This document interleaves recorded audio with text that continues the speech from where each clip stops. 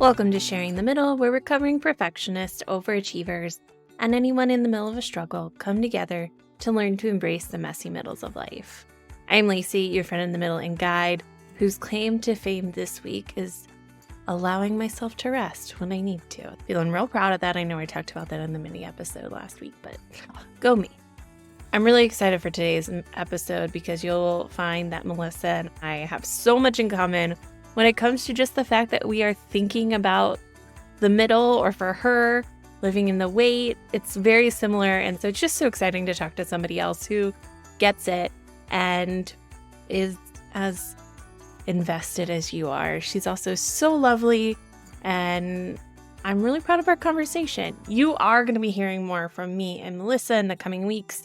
I decided that since we do have so much to talk about when it comes to waiting in the middle, we're going to do some topical episodes in place of like traditional mini episodes where we kind of pick a topic and talk about how it relates to the middle or the weight and that kind of stuff. Without further ado, let's jump right in. Well, welcome, Melissa. I just first want to say that you and I have rescheduled multiple times, and they have always been giving me so much grace when I need it. And I really appreciate that. Because life is chaos right now. And it made me give myself grace. And I cannot stress that enough how good, wonderful that is. Good. Well, you know what? I knew that it would happen when it's supposed to, right? We would get the timing figured out. And you know what? Now is when the message needs to get out. And so I think it'll be even more powerful, I think, right? Like now that it's here and we're ready.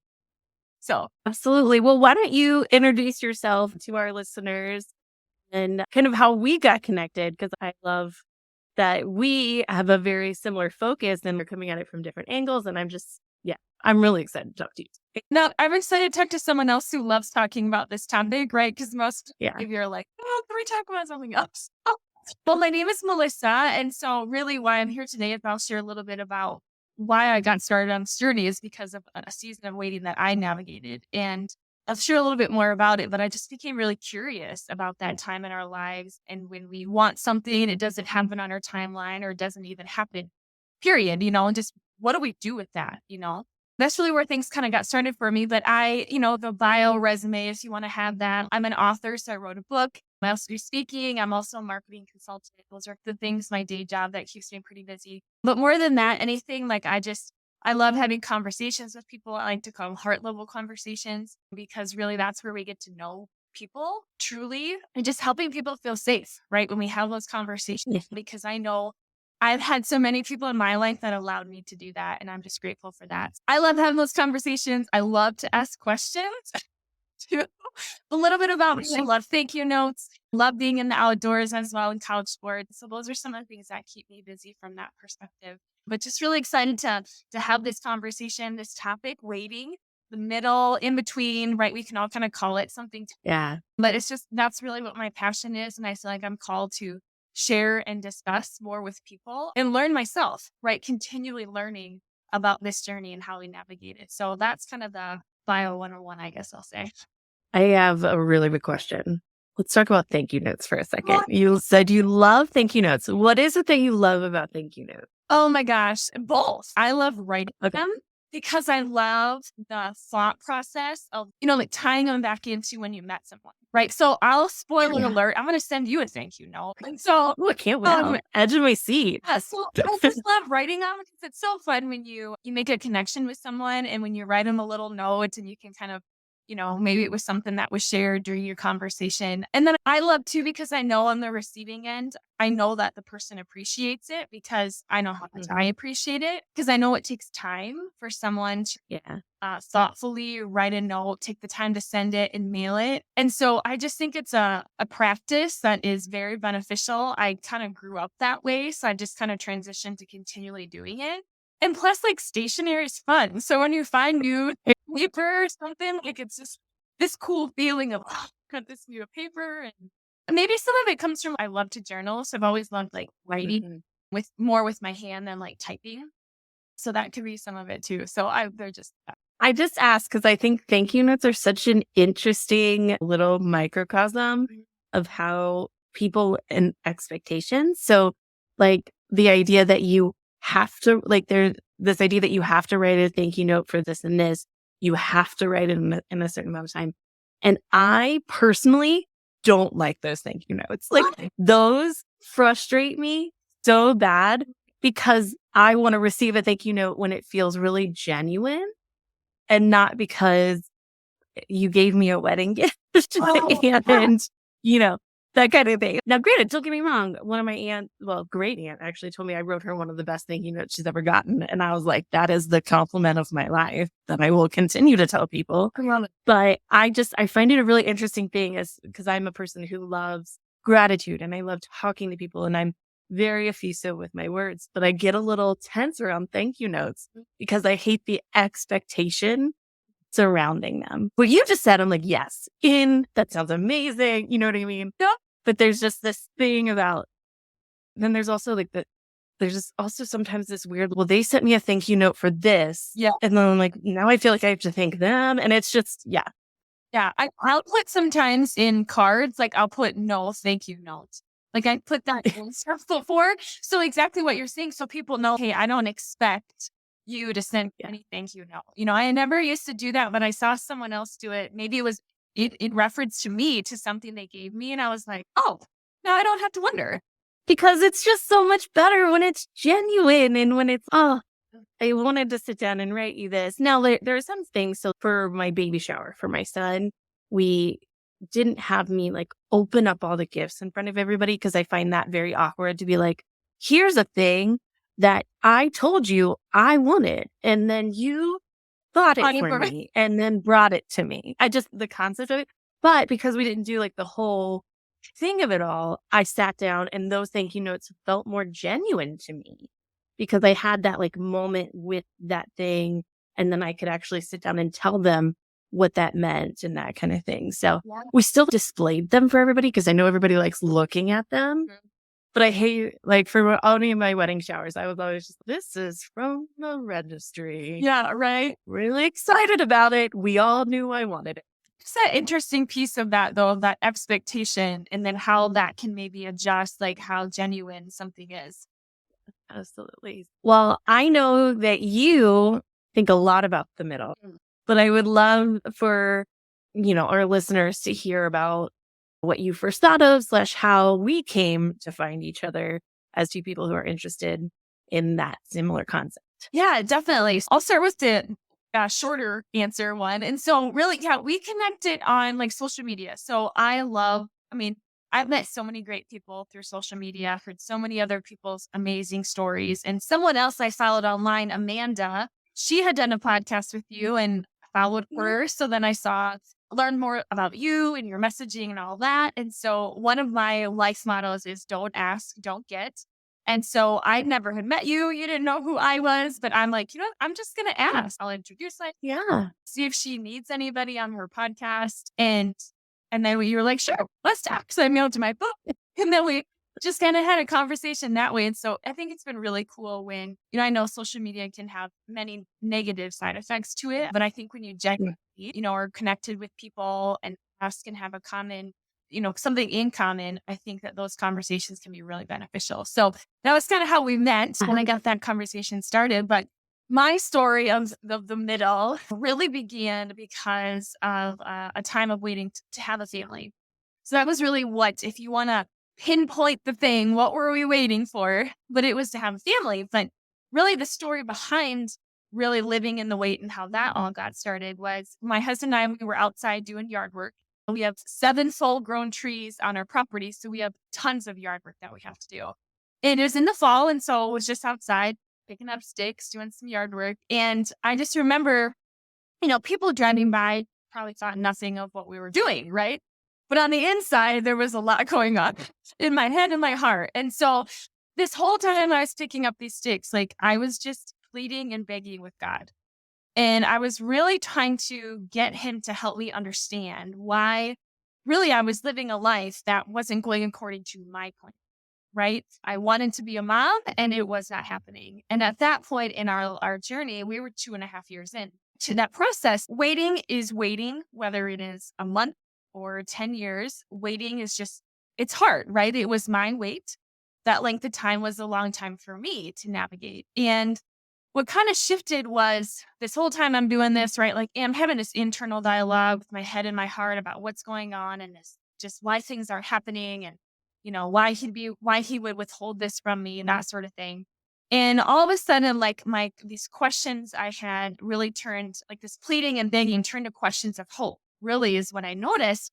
And I asked, said, how do I continue living while waiting for my heart's desire? And he told me, he said, I want you to live in the wait. And I remember that moment, like I just had goosebumps because I know exactly where I was at in my yard. I remember just when that happened, I was like, this is something bigger than myself. I didn't know what it meant. I had no idea what would happen. I didn't have a 5-year plan, which, typically I map everything out because I'm just a planner, a scheduler. I love having things to look forward to. But I knew in that moment something was going to happen. Like a seed was planted with this idea of living in the wait. And, with that journey, it continued on. There's really two sides to that story, I guess. This new idea was born, right? This new idea of living in the wait. And I remember feeling like when that had happened, it just felt so kind of ironic. I didn't have my desire yet, which was to be a mom, to be pregnant.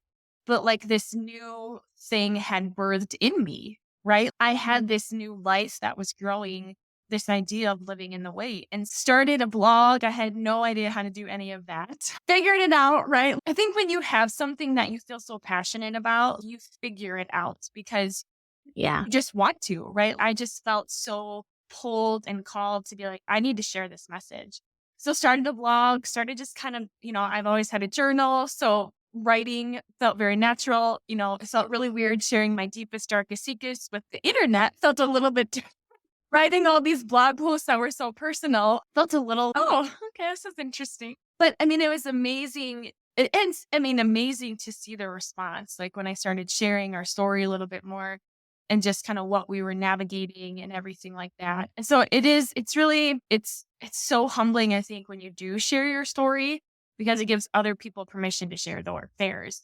And I just could not believe the outpouring of people who were like, oh yeah, we navigated infertility as well. We navigated that, because at the time that was what our weight was. I've had many more since then, and we can talk about those later, but that was really the one that started it all. And so that side of things got started where I started having a blog. And I knew from the day this idea living in the wait got started, I knew a book would be in the future. I just didn't know what that would look like.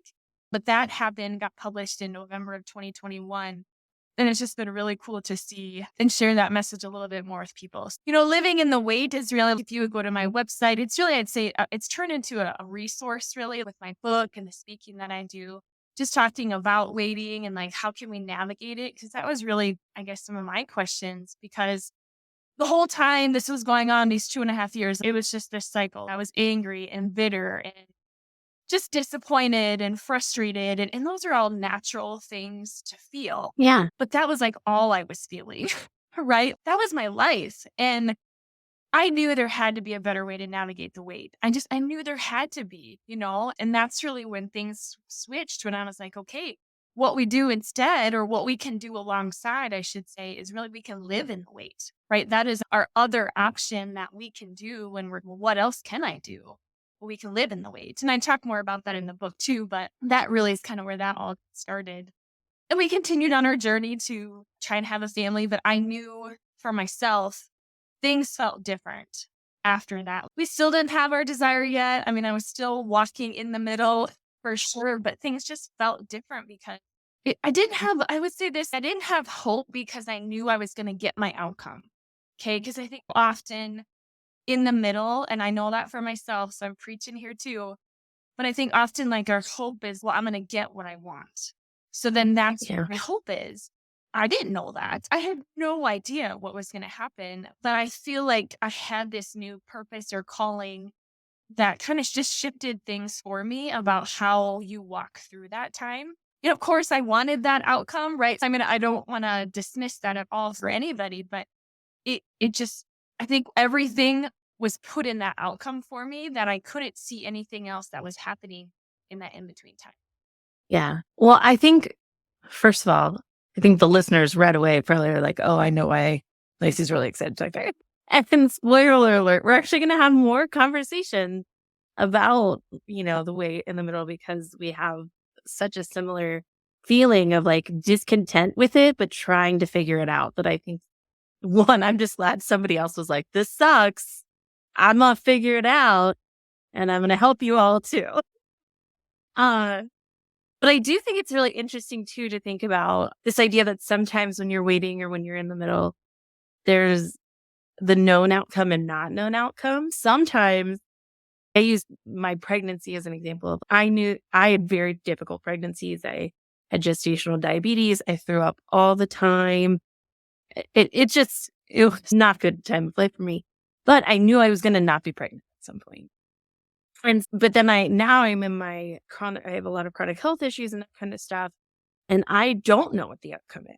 And it's so interesting how each has its own challenges, right? So like, it's a little bit easier for me now in my chronic health to look around and be like, well, I don't have an answer, but I can figure out how to live my life right now, right? Whereas when I was pregnant, it was almost like a little bit more anger of I just got to get through this. So I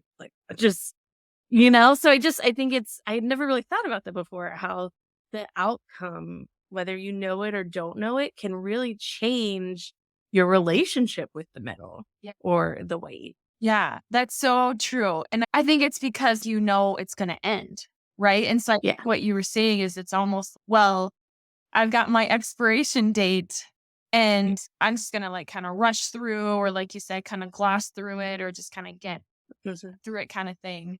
Where, if you don't know, I think you do approach it a little bit differently because you have no, because you have what you want, what you want. You don't know if you're going to get there. Yeah, exactly. And, I think there's some of that too with the unknown and known, like how you prepare for it too, I think. Right? I think it's easy when you know you're going to wait. I think you can prepare differently and mentally. For example, this is a silly example, I'd say, but like when you go for Thanksgiving, the Black Friday, right? And I don't do this, but I worked at a retail store and I actually was working the day after Thanksgiving. And so it was hilarious to watch all the people come to the store. But mentally, I knew, hey, if you're going to go shopping, you mentally know it's going to be slow. It's going to take a long time. And I think mentally, then you prepare yourself differently, right? Like you can have a better experience because you were mentally prepared in a way, because you know you were going to wait. In life, otherwise, it is hard because sometimes we don't know. Like we have, like for myself, infertility, having a hard time getting pregnant was not on my radar. So there, in the sense of preparation, there wasn't any, because I was like, well, this is really unexpected. And so sometimes that preparation for us mentally goes out the window because we didn't know it was coming, right? Yeah. Well, and I was reading your book this morning, and there was a quote mentioned about infertility and that you had done everything right.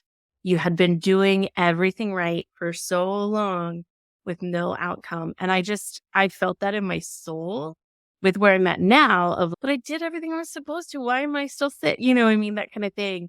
And I think that really speaks to that idea of control and not knowing and all these different things. And then, before we started recording, you and I were talking about this idea of, I feel like I've always been taught, well, just work harder and you'll get what you want. But a lot of times working harder is not the answer.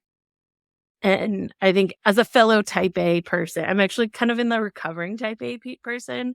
I trained myself to be a type A person. And I'm actually learning that by nature, I'm actually a little bit more relaxed than I thought I was, which has just been a weird experience. But I also love that you were an event planner, or I don't know if you still do event planning, but I'm just like, event planners are the most, there's every detail. You've got to know everything.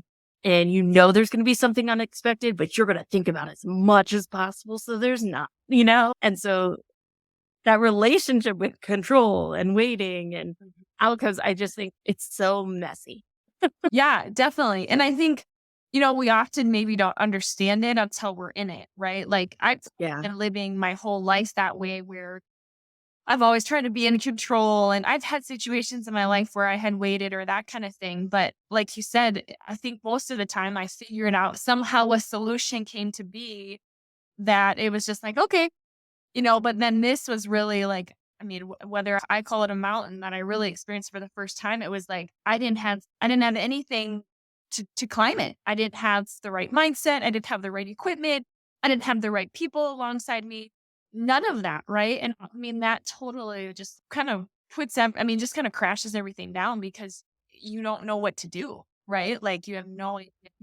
And then, yeah, when you're kind of told there's an answer to everything, or you can just figure it all out, push harder, push through that. And then that doesn't work. And you're still waiting. And well, what do I do? Right. And I think Yeah. where it's hard because it comes down to too, like that outcome, right? Like us as a world, we're so outcome focused. So a lot of times it's just, well, I just want to get from point A to point B. And I am totally like that. That is me. I realize that doesn't happen that way. And so it's, well, then now what are those tools and things we could do? Because that's the reality of it. Continue to be the reality of all of our lives. Whether we like it or not. Yeah. I mean, write that truth, right? I don't share that to like scare people into what their future is because I think people, when they first kind of are brought into this topic of waiting and they kind of sit with it and they're like, oh yeah, like I actually do know and can relate to it. I think we find ourselves on different spectrums of the wheel of waiting, right? Like where either you're like currently in the wait, you're through a wait, you're past a wait, or I think you just aren't in a wait right now per se that maybe you're finding. And so I think you navigate it a little bit differently each way too, where that message hits you differently. Mm-hmm. I think where you're at or where you've been kind of through whatever that weight was, right, that you were kind of going through or currently in or past it, I should say. I know that I shouldn't ask this, but I do want to ask what the outcome of because it sounds like there was an outcome to your infertility journey. And so Yeah. one of those things where I'm like, I want to know. Yeah. It was so 3 years after we started this whole journey, we were able to get pregnant and had a healthy baby. I mean, that's a whole other conversation of waiting. Yeah. We to get pregnant and then you're still waiting to have the child. And so we did to get pregnant, had our daughter 3 years after that journey. And probably what's the coolest part of this whole story though, is that, I shared with you in the beginning, I was picking up sticks in my yard when all of this really came to life. And when our daughter was 1, which she's 4 now. So this was quite a few years ago, but we'd always go outside, and she'd wander around our yard and kids pick up stuff, right? I mean, they pick up everything. Yeah. Everything. It's just, she finds some rocks and bugs and leaves, but guess what her favorite thing was to pick up? Oh, sticks. It had to be sticks. It was sticks. Yeah, it was sticks. And so I can't show you here, but I have so many pictures of her picking up sticks. Not even when she was just 1, but since then, like when we've taken family pictures, it's funny because she's always had a stick. My son's a stick kid too. I didn't know. I thought he would grow out of it. He's the same age. He's 4. But I'm just like, oh, if there's a stick, he has picked it up. There is never a stick he has not wanted to pick up. And so that's why when you're like, what do you think? I'm like, oh, sticks. Yeah. My daughter isn't as much. She just does it. I have a 4 to 2-year-old. The 2-year-old, she does it just because he does it. But there just was a period of time where we would go outside and he just would pick up sticks. And then you couldn't do anything with the sticks. He had to have his collection of sticks by the front door. Everything. Yeah. So we kept her first stick too, because it was kind of like this, it's a souvenir kind of thing. Then it's just kind of been, I think, a reminder for us just about like living in the wait and like the importance of when you are waiting, what can we do during that time to navigate it differently, to still have it be a time where we experience that contentment, peace, joy, and you might still be experiencing that anger, frustration. I think those two can really live together, but it's really been that reminder for our family. And I remember, I think she was maybe about 2, and I don't remember what we were doing. And she was like, Mom, waiting is really hard. And I was like, yes, it is so much. And so I preached. Yeah, exactly. And so I think it's kind of interesting because I do think that message of waiting is something that needs to be taught even to our children, because I think we can teach them how to wait well and that waiting is a part of life and that we will have to learn to live with it. I think I don't know. I just think it's going to be such a beneficial thing for our kids growing up, because then they're going to come into life, getting older, when more things can happen, and they're going to understand, hey, okay, this is a part of life. I can be frustrated with it and upset. And I can also live in this. I can make the most of it. It will still matter in my life. I think that will make a big difference just for kids. So I think it's important to have that conversation, because that's all we tell our kids, right? For people who are listening, Yeah. parent, you're constantly saying, I need you to wait. We need to wait patiently. Like, we have to wait for this, right? So it is a topic that we talk about all the time with our kids. And we're parenting ourselves here a little bit too, right? Oh, yeah, I'm always parenting myself. Yes. exactly. I mean, just when it comes to parenting, the biggest thing that I've learned is you really do have to embody what you want them to do. And so it's been a lot of, I actually have to do this thing that I know I'm supposed to do. Right with you, right? And so, man, I've learned. Yeah. It's one of those things too where we're seeing it more. So like you told my son, we don't want to use the word stupid. It's not a kind word, and we like to be kind. Yeah. And it's so funny because he is now the police of that word. Oh, And anytime someone says it, he's, hey, we don't say stupid. And you know what, buddy? Thank you. and my daughter will say that too sometimes when I'm asking her to get ready or something. She's like, you need to wait. You need to wait patiently. She'll tell me that. And I just love it. Like, internally, I'm like, yes, thank you for saying that. Because now you're clearly understanding it, right? And you are recognizing it. Yeah, I know.